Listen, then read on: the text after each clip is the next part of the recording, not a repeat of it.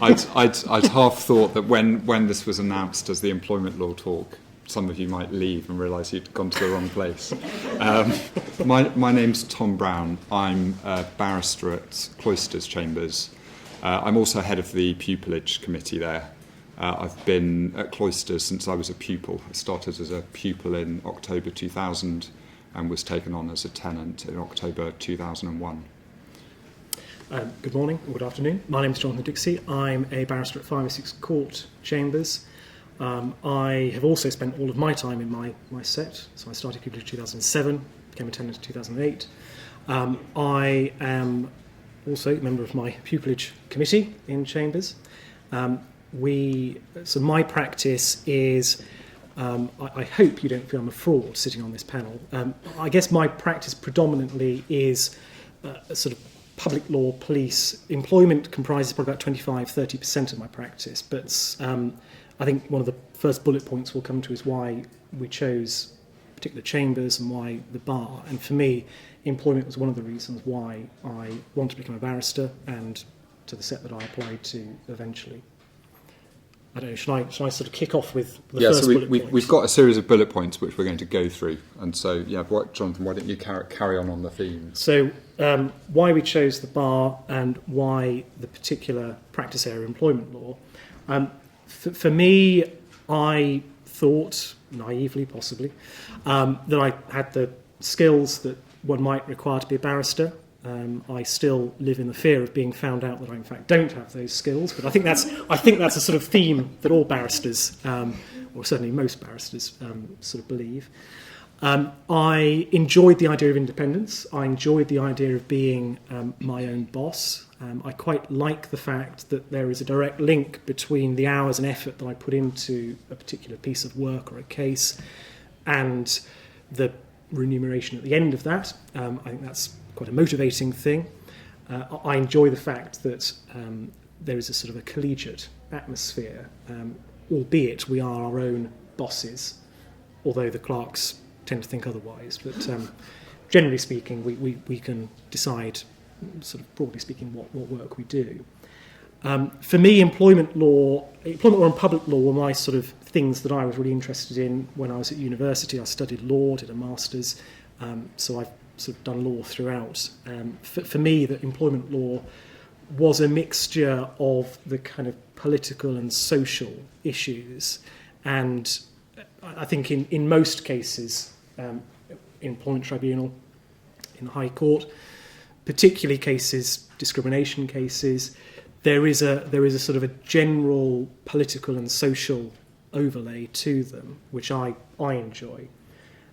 I think there's a nice mixture of law and fact in employment law. You don't have cases where you're not arguing about both. It's rare to have a case where it's clear cut on either the law or the facts. And I think the advocacy opportunity as well, whether it's written advocacy or oral advocacy, certainly from a very junior stage with employment law, one can be in tribunal very early on, running your own cases, and for those of you that have done through, you might have a sort of insight into that already, that you can take a great deal of ownership of the case and run with it. And I think for me, that's a very attractive part of the job. So I didn't do law as an undergraduate. I studied music as an undergraduate and did the what in those days was called the CPE, the predecessor to the graduate diploma in law, as a postgraduate. But for a long time before that, I had thought that I probably wanted to be a barrister. When I was a teenager, there was a programme on telly called LA Law. I don't know if any of you have ever seen it.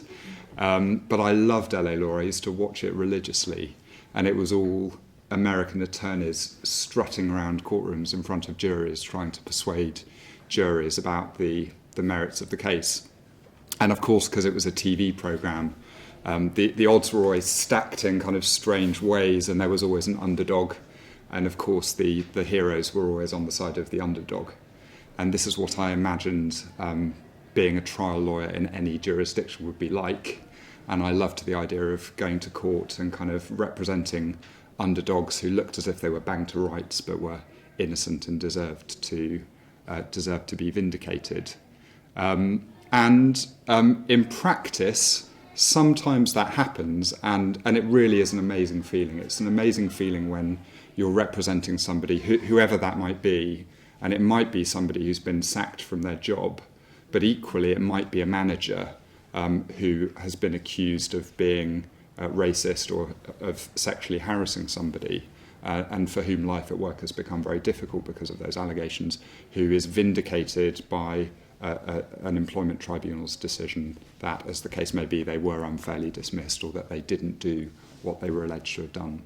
And I think that the role that barristers play in that process feels like a very significant role. I think when you're in court, you have a lot of autonomy, and it's you who's doing the talking. You're presenting the case. You're making these calls,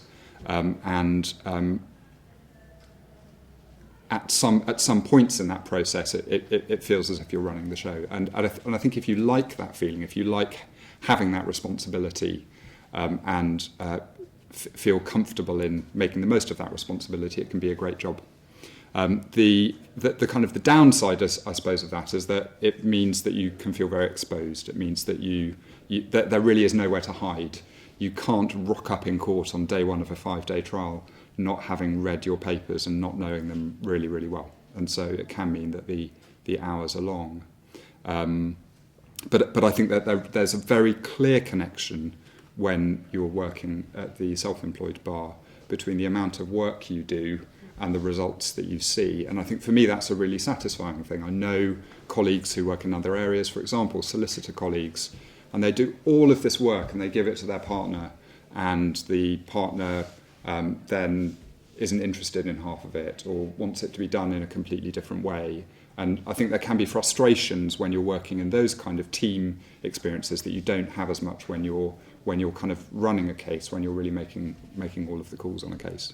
And for me, there's nothing that I like more. Well, maybe there are a few things that I like more, but nothing that I like more professionally than a situation where you have the opportunity through what you're doing to persuade somebody who doesn't appear to be on your side, a judge who has started a case, appearing not to be on your side, gradually being brought round to your way of thinking through what you're saying, or a witness who seemed like a really credible witness suddenly being undermined. I was going to say destroyed, but that seemed a slightly inappropriate word. Undermined. I'll stick with undermined by the questions that you ask, by the way that things go. I really like the professional autonomy that I think barristers have compared to many other professionals. But as Jonathan was saying, I think that at the bar, one of the really nice things is it's not like being a sole practitioner stuck in an office with no kind of support network, nobody who you can go to. I think most chambers are collegiate places where you feel that you're amongst professional peers and you can go and speak to people about problems, be they kind of knotty legal problems that you're trying to work out, or indeed personal problems if you've got too much work or if things aren't going well in your personal life. And so I think that combination of autonomy and support are really special about the bar and really unique to the bar. So I think our second bullet point is what types of cases would we deal with in this area in employment? And I guess it's a very wide range from kind of failure to pay wages that might be dealt with in an hour or so in the tribunal, an unfair dismissal case, discrimination claims, right through to the very complicated 2P cases transferring one organisation to another, and it's all fiendishly complicated. And sort of when the papers come in, you think, oh, good God, it's one of those.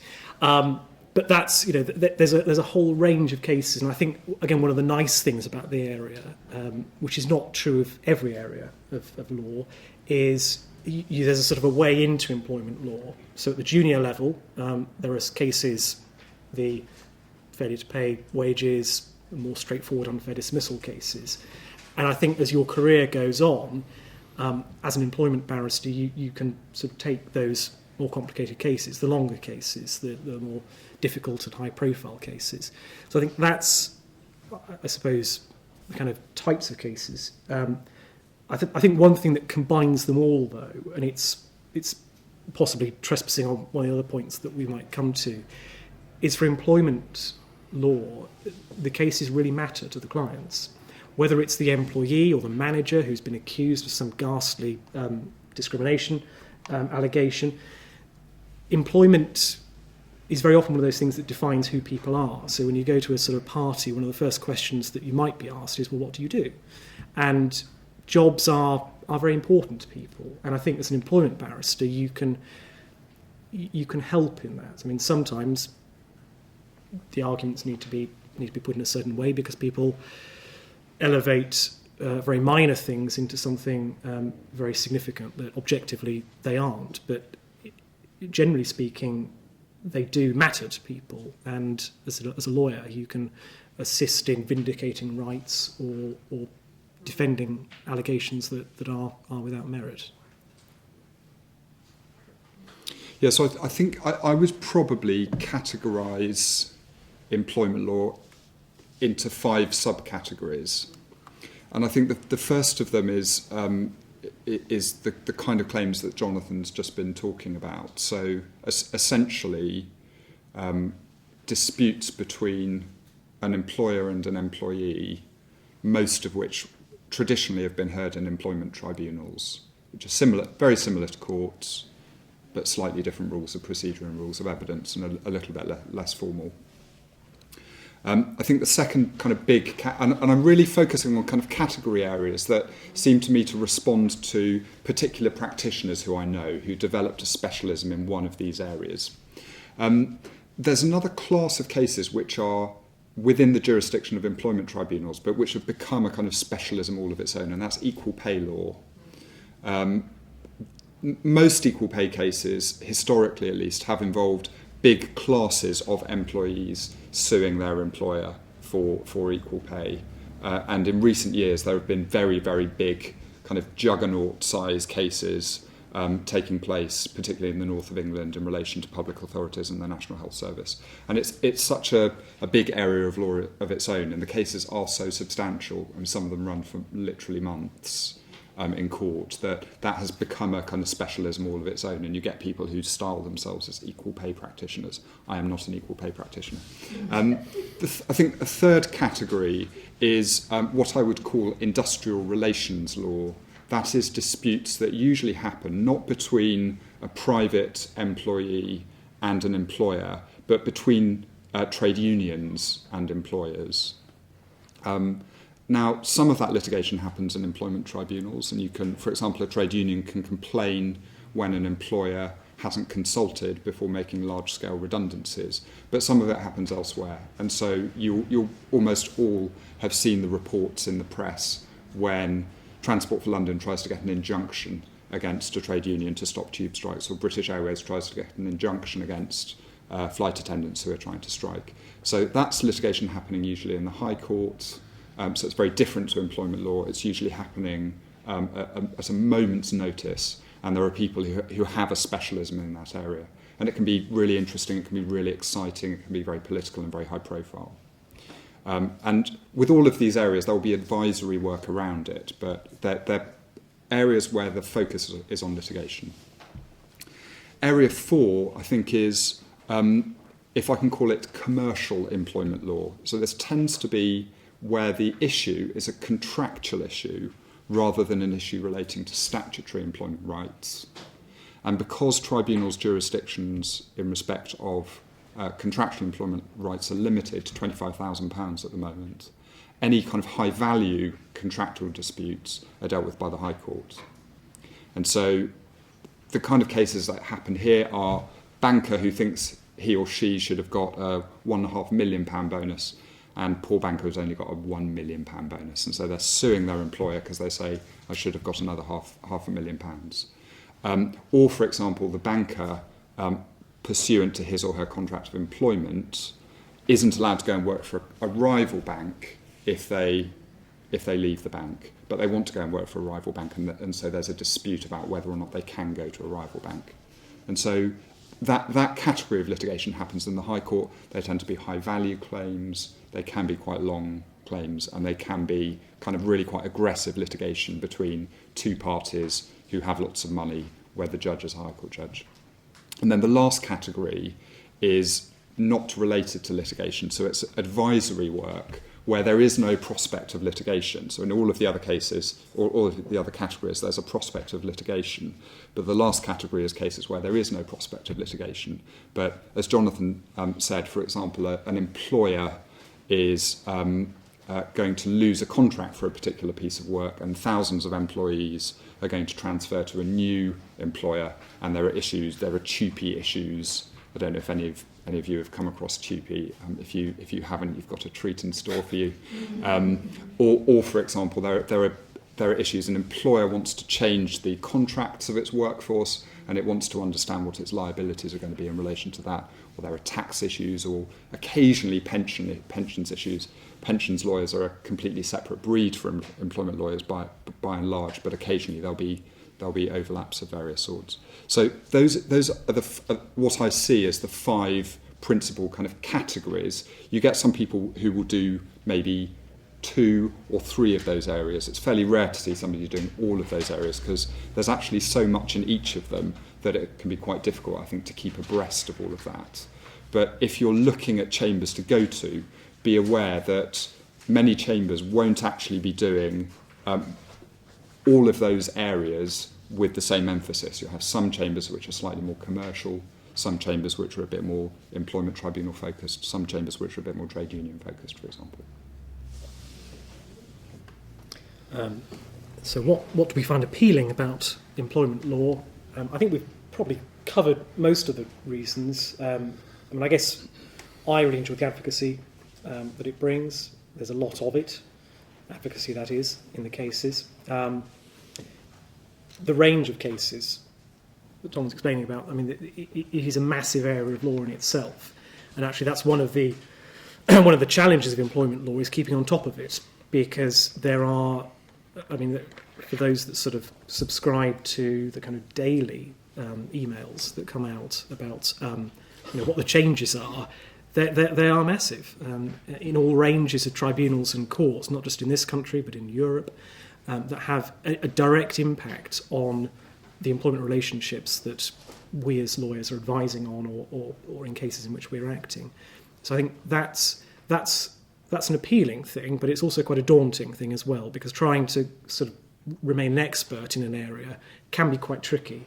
You sort of go away for a fortnight holiday and come back and the law has changed completely. But I guess that sort of give you a day to sort of catch up and then get back into it. But it's that I find very appealing. It's not the same argument being made day in, day out. The cases change and the personalities change. There's a lot of human involvement in these types of cases, whether you're acting in a tribunal context and a tribunal claim for an individual who's trying to right some perceived wrong, or whether you're acting for the organisation.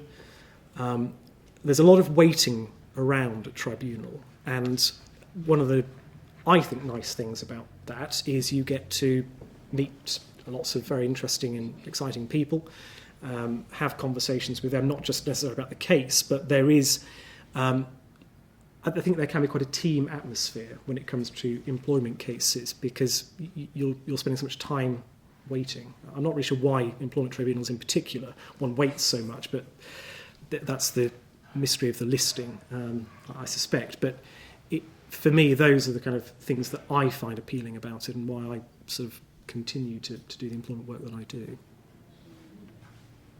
Yeah, I think there's not much that I can say other than echo what's already been said. I think that employment law is very much about people and about relationships, and most employment disputes are really disputes about relationships that have gone wrong. When I was trying to work out what kind of law I wanted to do when I was embarking on my legal studies, I spent a week doing a family law mini pupillage, and I had thought before I did that mini pupillage that family law would be the law for me, but I found that family law was a bit too much about people, and was really about these kind of very private personal relationships between two people, which had gone gone wrong.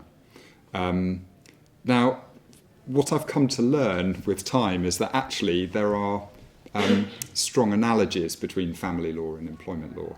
Many people spend as much time with their work colleagues as they do with their families, possibly substantially more time.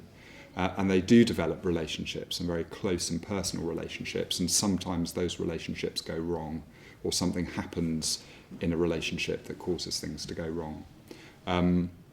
Now, depending on the type of personality that you have, whether you like dealing with strife between people, that may suit you or not suit you. It's certainly not something for everybody. And it's very different to shipping law, where you're concerned with interpreting bills of lading and the like. Of course, you'll have personal relationships with your solicitors and your clients, but they tend to be much more business-driven than they will be if you're working in employment cases. But I think that the particular thing that seems to me to differentiate family law from employment law is, as Jonathan was saying, that there is so much law, and there are so many sources of law. So employment lawyers have to be common lawyers because we're dealing with contracts, and so we need to know the law of contracts. The law of contract in employment cases is no different to the law of contract anywhere else. You're dealing with statutory law because so many employment rights are derived from primary and secondary domestic legislation. And then you also have to deal with EU law because so many employment rights derive, well, at least this side of the 23rd of June you have, watch this space for the other side. But so many rights at the moment are derived from EU law that for the moment employment lawyers need to be keeping up to speed with all kinds of developments that are happening in Europe, decisions of the European Court, new directives, and also all of the policy work that underpins that.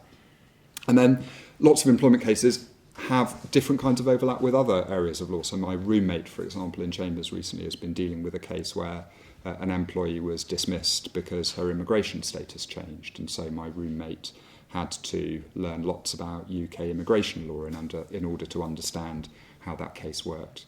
There may be regulatory cases that you become involved with, either because a client of yours is a member of a regulated profession and has either faced or is going to be facing regulatory proceedings depending on the outcome of proceedings. So there are lots of other things that you get to learn about as well. And as Jonathan said earlier, this isn't one of those areas of law where the law is well settled and you're just dealing with the factual application of the law in a particular case and everything is decided by how the facts play out. The law can be really fiendish when you're trying to work out the correct comparators in discrimination claims. It can be really difficult when you're trying to work out how a claim of indirect discrimination is made out. It can be really, really difficult. It can require cold towels and kind of many days kind of sitting at your desk trying to work out how you're going to make your case work.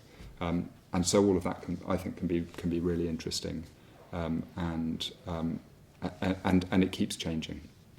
And as I say, it may be after the 23rd of June that things get easier, but it equally may be that they get even more complicated. The lifestyle implications of employment law. I mean, I think it very much depends which of the 5 categories that Tom identified you probably fall into. I mean, if you're looking at sort of advisory contractual stuff that's unlikely to ever get to court, you're probably going to be spending most of your time sitting in a room in Chambers, and you can probably do a fairly standard day. I mean, from my experience, which is predominantly sort of tribunal stuff, there's a lot of travel. There's a lot of reading into not just the law, which is complicated to get in on top of, but because employment relationships there is a very direct analogy to family relationships.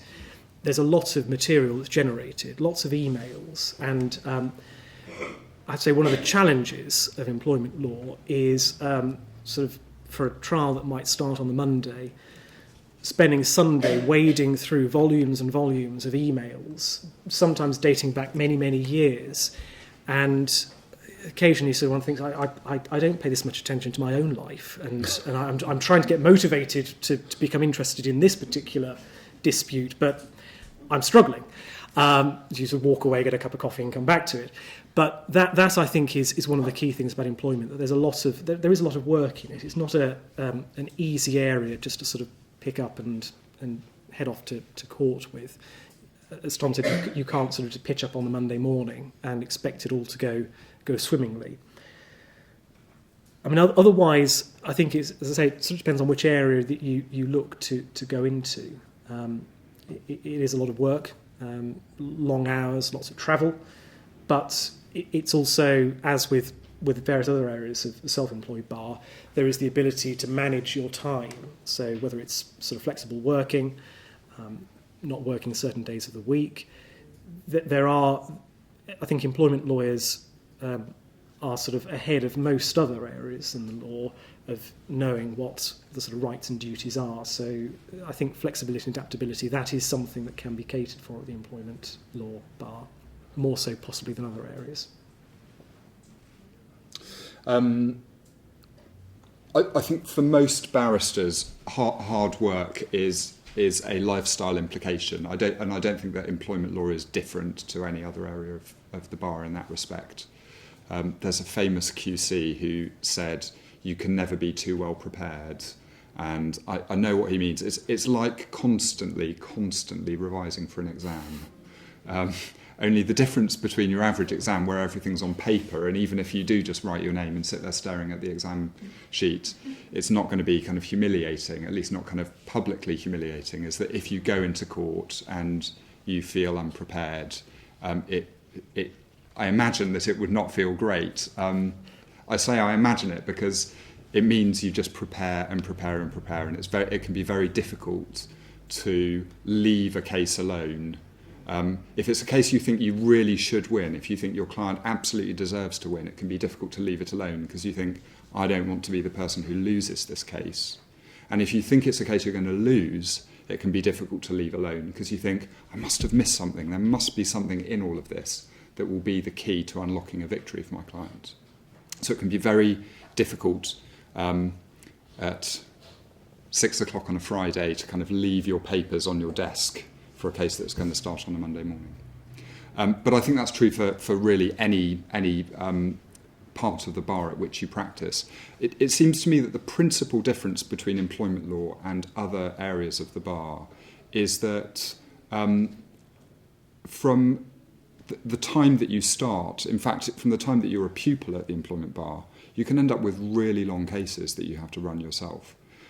So employment tribunals have never had a system of public funding. Most of the justice system had provision for public funding, so that if you were charged with murder, you would get a Silkener Junior, and so you wouldn't, as a baby junior, be going off and defending a murder trial. And if you were involved in a really substantial bit of divorce work, there would be senior lawyers involved. That's never been true in employment law. And so for a long time, you've had people who've been dismissed, people who've had substantial tribunal claims, who haven't had the ability to access public funding in order to prosecute those claims. And therefore, there is a long tradition at the employment bar of very cheap barristers, and cheap barristers equals junior barristers, conducting substantial bits of litigation. And so even the pupils at Cloisters, where I practice, represent parties in 6-day trials, 10-day trials when they're still in their pupillage. That's a substantial piece of litigation to be running when you're very junior. Now, the flip side of that, the advantage of that, I think, is that I now, as a barrister of 15, 16 years cool, sometimes trot off to an employment tribunal to do a one-day unfair dismissal case, the kind of thing that I was doing when I was a pupil, when I was a free rep, before I was even a pupil. And so for me now doing those kind of cases, they seem like fairly straightforward cases. They are cases where the law's fairly well settled, and I now know lots of the employment judges because I've been around the block for a fair few times. And so actually those kind of cases don't seem very challenging. And so it can be quite nice actually as a more senior practitioner to have those occasional days where you think, oh, this is just an unfair dismissal case. I know what I'm doing with this. But of course, I then still have the learning curve cases, the occasions when at 4 o'clock on a sunny Thursday afternoon in May, I get a phone call saying, Tom, you're in the High Court tomorrow morning at 10 o'clock. because so-and-so employer wants to get an injunction against so-and-so, such and such a union, and you're representing the union. And whatever plans I might have had for my sunny Thursday afternoon go out of the window, and I stay up literally all night preparing to address a High Court judge at 10 o'clock the following morning on why it is that this injunction shouldn't be issued. And it can be super exciting. It's great fun. The adrenaline's running. There's lots at stake. But it does mean that plans can go out of the window. And so there can be those kind of unpredictabilities. But as Jonathan was saying, I think they can be managed. I think that for all that clerks consider themselves to be our bosses, I think modern clerks and modern chambers have structures in place so that if you have a young family, if you have caring responsibilities, you can say, I don't work Fridays. And that means that if something comes in on a Thursday afternoon for Friday morning, you're not going to be the person who is gone to for that. So there are things you can put in place. Unfortunately, you can't when you've not put something in place, say, oh, actually, I don't really fancy doing that tomorrow morning. But if there are ways in which you want to work and you need to work in order to take into account other factors, then I think that these days it's much easier to do that than it used to be. So key skills and personal qualities that we think are needed to succeed in this area.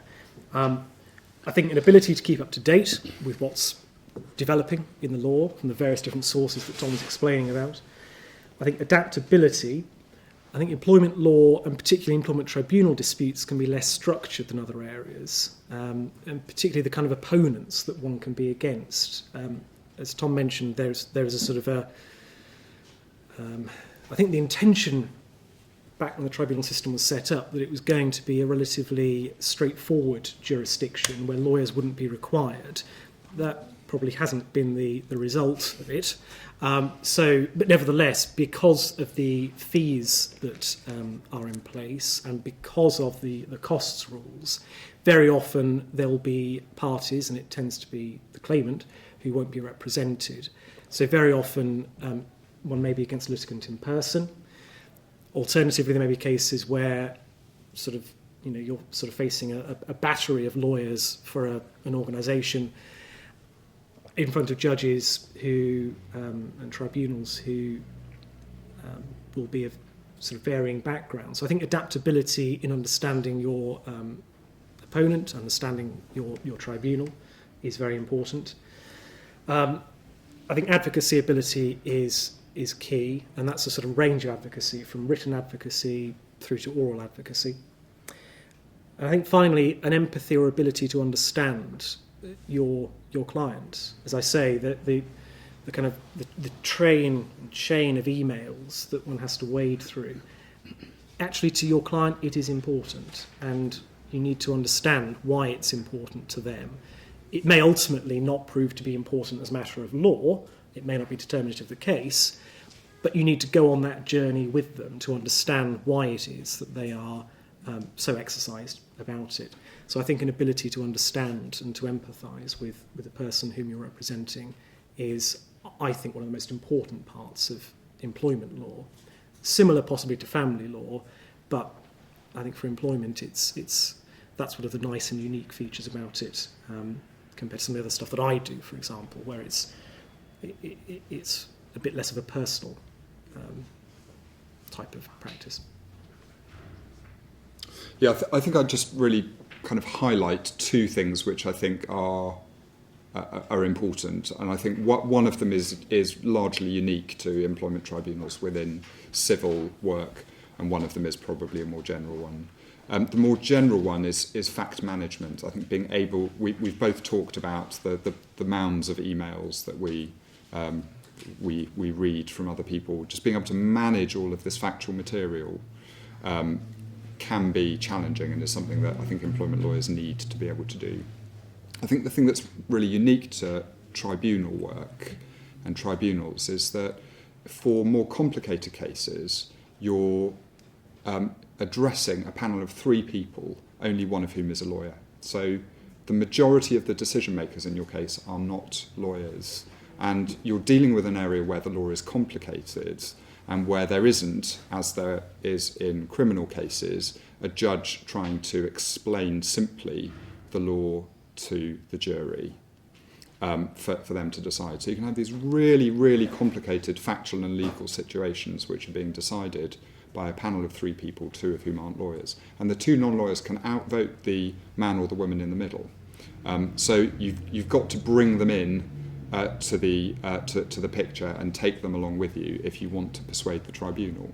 And employment judges, I think, are very deferential to the lay members with whom they sit, and they give the lay members' opinions a lot of weight.